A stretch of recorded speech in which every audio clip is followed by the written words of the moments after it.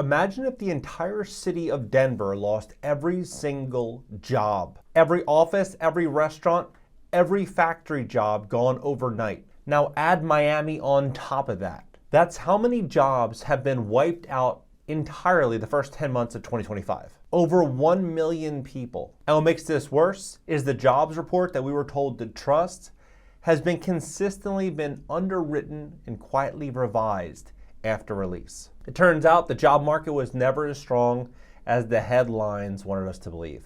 The estimate for jobs added from April of last year through March of this year was revised down by more than 900,000 jobs. The Bureau of Labor Statistics released updated hiring numbers from April 2024 through March of this year, showing employers added 911,000 fewer jobs than initially recorded over those many months. Strong job growth revised down. Layoffs continue. So while the news says everything looks stable, people on the ground are struggling. In the past 24 hours, I've had one man, a little over 50 years old, ask me to borrow money, someone that I never thought had financial problems, and then another lady over 60 years old that told me that she only had $50 in her bank account. Two different situations, all within a short time span of 24 hours. And I want to be clear, these people are not lazy. They are hard-working Americans. This is the concern. If hard-working Americans are struggling to survive, what about everybody else? That's the real economy, the economy that no one is talking about. Here's what the headlines don't tell you. There are actually 3 different job numbers, and they all paint very different pictures of the US economy. First, layoffs and discharges. Government data shows that over 12 million Americans have been laid off or discharged so far this year. Now, some get rehired, of course, but it shows just how unstable work really is today. Second, the revisions. The Bureau of Labor and Statistics admitted that they made a little error by 911,000 jobs they had to quietly revise against. Almost 1 million jobs, poof, gone. That's like finding the scoreboard was wrong after the game ended. And third, announced cuts. Major companies like tech giants, banks, large institutions, they've already announced that they've fired 200,000 Americans in the last quarter alone. That's the highest since the pandemic of 2020. So when you hear the news saying the job market is solid, remember that just comes down to the number that they want to show you. The reality is far weaker than most people realize. These job losses are not random. They are hitting the very sectors that keep America running. Tech was first. After years of easy money, from Silicon Valley to Wall Street, they started slashing jobs by the thousands. Google, Meta, Amazon, you name it. Cutting back after hiring like crazy during the pandemic. Big tech companies like Meta, Google, and Amazon have been laying off a staggering amount of workers, tens of thousands of people. Then came transportation and logistics. Trucking firms have collapsed under rising fuel prices and falling freight demand. Remember Yellow, the 99-year-old trucking company that just went bankrupt? That story is playing out again and again in the freight industry. Collapse of Yellow, one of the country's biggest trucking companies, affecting 30,000 workers and leaving taxpayers in the hole for hundreds of millions of dollars it received during COVID. Finance and real estate also taking a hit. Mortgage divisions are being gutted because most Americans can't afford to buy a home, let alone get a mortgage. Banks are trimming staff to protect their stock prices, and it does not stop there. Retail and restaurants, the CEOs and executives are looking for ways in which they can automate AI, use kiosk, and get rid of expensive employees. And those frontline jobs, they're quietly disappearing one by one. So whether you're a truck driver, a banker, or you're a barista at Starbucks, every job feels a little bit less secure than it did a few years ago. And that's why a lot of people right now are scared, because it's not just hitting one job sector, it's hitting all of America. Here's the brutal truth. Even if you do keep your job, life is getting harder for most people every month. Wages are not keeping up with reality. It appears workers are getting paid more, but inflation may have them feeling like they're getting paid less. The Bureau of Labor Statistics released its quarterly index showing wages have increased, but they're not keeping up with inflation. Take housing. Rent is eating up half of most Americans' income across most U.S. cities. In some cities, it's even worse. 60-70% of income going just to shelter. That's simply not sustainable. Then there's healthcare. If Congress lets tax credits expire, some families could see their insurance premiums double in 2026. Imagine paying $800 one month and then $1,600 the next. And it does not stop there. Food prices have jumped up so much that basic groceries feel like a luxury.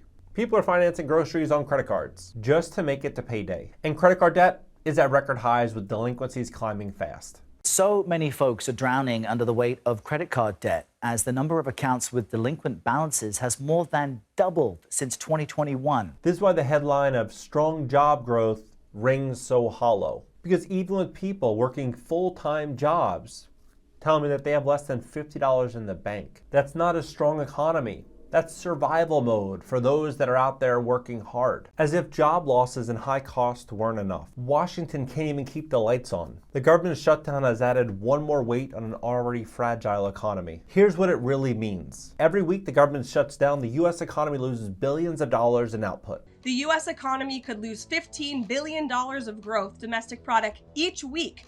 Every single week. If it drags on for 1 month, it'll put roughly 40,000 Americans out of work, and it will suck out tens of billions of dollars from the system. And the damage does not just stop when the shutdown ends. Businesses stop hiring, federal workers go unpaid, confidence collapses. And here's the kicker. When the government shuts down, the very jobs report that we depend on gets delayed. And the government shutdown is delaying a key jobs report. The Bureau of Labor Statistics did not release the September jobs report, leaving the Federal Reserve without key data about the economy. Think about that. We're flying blind in the middle of a storm. No clear sign of what happens next. All of this uncertainty feeds into the same system. Businesses freeze up, people spend less, layoffs spread, and the storm grows stronger. And here's the part that no one likes to talk about. This storm does not just hit everyone equally. In fact, it's designed to benefit the top 10% and penalize the bottom 90%. When small businesses cannot pay their bills, they're forced to sell to the highest bidder. And who's buying? Big corporations, wealthy investors. Every time a small mom and pop landlord goes bust or a small business goes out of business, that corporation and that investor, they win. They simply gather more control over the market. Every time a mom and pop shop closes, a giant company gathers more control over the market. The same thing is happening with housing. Many families are struggling with mortgages and losing their homes, and investment firms are stepping in, buying them by the hundreds or by the thousands. Massive private equity firms like Blackstone and Pradium Partners have backed a relatively new breed of homeowner, the corporation. This growing industry buys or builds single-family homes, while ordinary people are drowning in credit card debt. 1/3 of Americans say they have more credit card debt than emergency savings. Credit card debt is quietly destroying marriages all across America. The top 5 and 10% of Americans are growing their portfolios rapidly, buying assets at discounts and consolidating more wealth. This is why downturns are often called wealth transfers, because while millions of Americans lose businesses, jobs, and homes, the people at the top walk away stronger than ever. That gap keeps widening, and it's rewriting how America looks. So where does all this lead? If layoffs keep piling up and the cost of living keeps getting out of control, if Washington keeps playing politics, America could be walking into a downturn to the likes of which we haven't seen in many decades. The best case is job losses slow down. Inflation eases and American families get a small break. But even then, it's a fragile recovery. The best case is we grind through years of slow growth, higher debt, and shrinking opportunities for the middle class. And the worst case, a true reset. Unemployment jumps past 6%. Millions more lose their homes and small businesses. And the divide between the top and the bottom grows wider. Make no mistake, this storm is not going to pass quietly. It's changing the landscape of America. Who owns homes and who owns businesses? Who has stability and who doesn't? The question isn't whether a storm is coming. It's how you're going to weather it. When you look around, it's easy to get distracted by stock prices or arguing politicians. But underneath, real people are struggling with real problems. Some with just $5 in their pocket. Others working full-time, living paycheck to paycheck. A new report finds that the number of Americans living paycheck to paycheck is increasing, pushing back the goal of retirement. 39% of Gen Z, 45% of millennials, and 41% of Gen X as primarily living paycheck to paycheck. This storm isn't a theory, it's here, it's real, and it's reshaping the very country we live in. But storms don't just destroy, they reveal who's prepared. The next few years will test every family, every business, and every community. The real question is, will we let this moment break us or allow us to level up and seize this great wealth transfer? I'd love to hear your thoughts on this, because whether you like it or don't like it, it's happening. This is the world that we are in, and we're walking into something to the likes of which we probably have never seen before.